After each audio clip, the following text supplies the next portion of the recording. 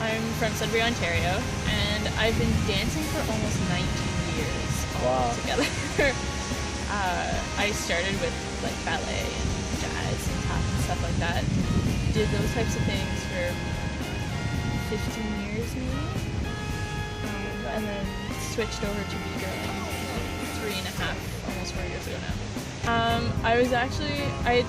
It's kind of a weird story. I had taken a step back from ballet and stuff like that for about a year. My first year, about a year. And then I was getting back into it over this summer between first and second year undergrad. And I was actually going to do a ballet exam when I got back to Montreal. I was going to start training to do another ballet exam.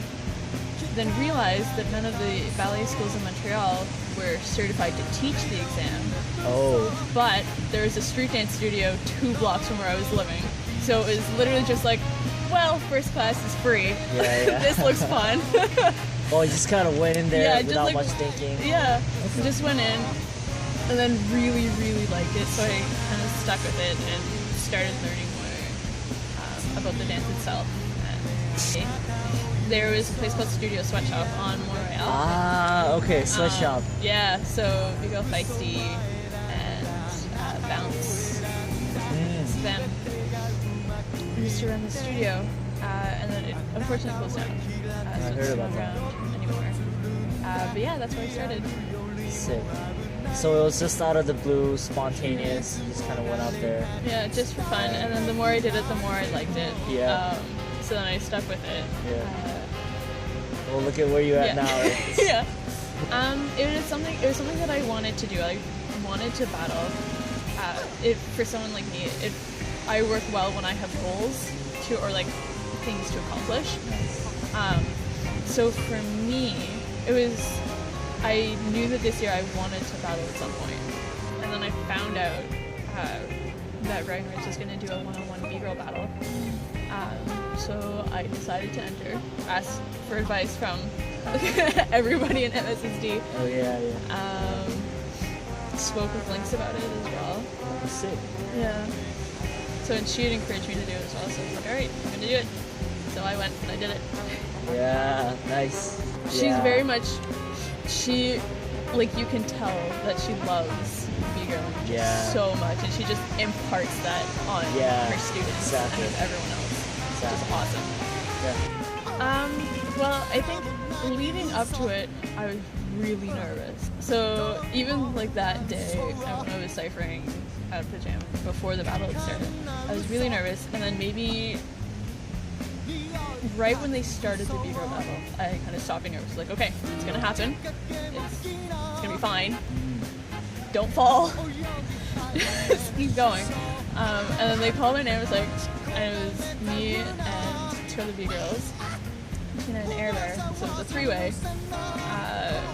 And it was 1 round each. Yeah. So then saw all of the MSSD people from behind me, which I not even thought it was gonna happen. I was like, oh, okay. This feels like just seeing that alone was just in a weird way really calming. It's like, okay, you're not by yourself. There are people here who support you. You have your friends with you. Brought my gang with me. And then once the music started, it was everyone no one was going in, so it's like, all right, I'll just go first. Let's do this. So then I went in, and it was actually once I started, it was this is actually fun. This is a lot of fun. Yeah. I don't know if I was confident. It was just more of okay, you have to do this. Yeah. Just go, do it. There's no point in being scared and being shy about it, because that's not going to get you anywhere when it comes to the actual battle. So leading up to it, I was incredibly nervous. And Tarkeen can vouch for this. We were texting each other back and forth, encouragement, because she was doing Area 51 the same night. Yeah. Oh, right. So we had been texting each other back and forth, encouraging things from Thursday night right up until Friday evening. So that helped for sure. And I was really surprised because I've only been with MSSD for a few months. Yeah. Compared to like everyone else who's like kind of been around for longer. So I thought it was really cool that everyone actually did show up. And it's like it's the and it's sort of like I told you after, it's like it's the first time that I've had a dance family. Since starting B-girling. I know I feel more confident now. Now that it's sort of like you've done the first one, and it's like once you've gotten past that hurdle, I feel like it becomes less stressful. It's not unknown anymore. You know what the atmosphere is going to be like. So after that, I definitely felt better when I was dancing. And in a weird way, as much as I don't know that battling, whether or not you battle necessarily should define how you identify as a dancer, but it definitely felt more like legit in a way to say like I'm a B-girl. Had more, especially as a full-time student with other non-dance extracurriculars on top of that. It's definitely given me an incentive to place dance more at the forefront. It's hard. Yeah. It's really hard. It's especially been hard because right now is a very like school intense period for me. So it's hard being able to balance wanting to dance